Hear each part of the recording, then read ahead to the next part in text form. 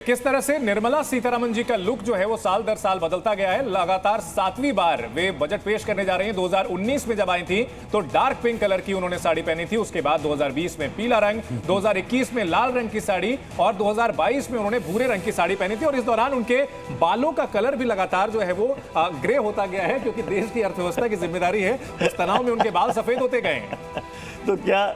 तो डॉक्टर कनिका, ये रंग से भी कोई फर्क पड़ेगा क्या? क्योंकि बहुत मायने रखता है कई लोगों के लिए। मतलब हर दिन कहते हैं ना कि सोमवार को कुछ कलर, मंगलवार को, थर्सडे को पीला रंग। जी डेफिनेटली रंग से फ़र्क पड़ना चाहिए। जैसे जैसे रंग चेंज होते गए हैं वैसे वैसे बजट में इम्प्रूवमेंट होता गया है।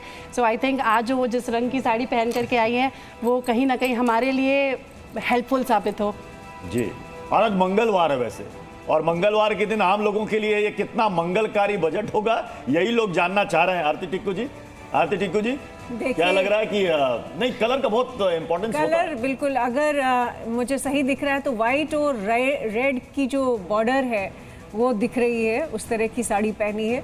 और दो चीज़ें मुझे लगता है उससे साफ, अगर हम उसको सिंबॉलिकली समझना चाहे तो एक तो ये है कि शांति, बाकी विश्व में बहुत अशांति फैली हुई है। अगर आप देखें यूएस में क्या हो रहा है, सब पॉलिटिकल इंस्टेबिलिटी हमने यूरोप में देख रहे हैं, हम लोग इकोनॉमिक इंस्टेबिलिटी पूरी दुनिया में देख रहे हैं। लेकिन हमारे यहाँ एक स्टेबिलिटी का जो फैक्टर है वही रिप्रेजेंट कर रही है निर्मला सीतारमण। और रेड जो है कि एनर्जी, वाइब्रेंसी, हमारी इकोनॉमी में जो अभी ताकत है वो रिफ्लेक्ट कर रही है। मुझे लगता है कि बहुत अच्छा बजट होना चाहिए जिसमें टैक्स पेयर्स भी खुश हो और फिजिकल कंसोलिडेशन भी। जी बिल्कुल। रमन अग्रवाल जी, एक सवाल मैं आपसे लेना चाहूंगा इसी को लेकर के।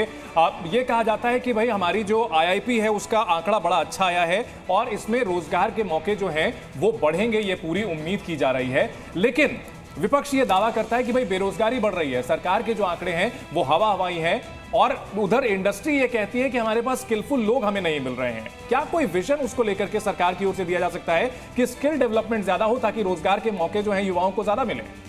जी देखिए, जहाँ तक रोजगार की बात है, एक चीज हमें समझनी होगी कि बहुत सा रोल टेक्नोलॉजी से भी हो रहा है। जब से एआई, आर्टिफिशियल इंटेलिजेंस का यूज हो रहा है, उसका प्रभाव भी है।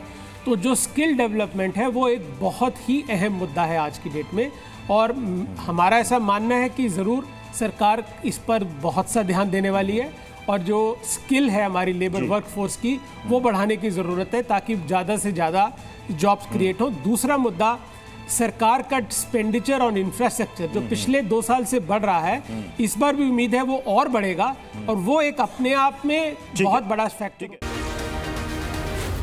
जी न्यूज़।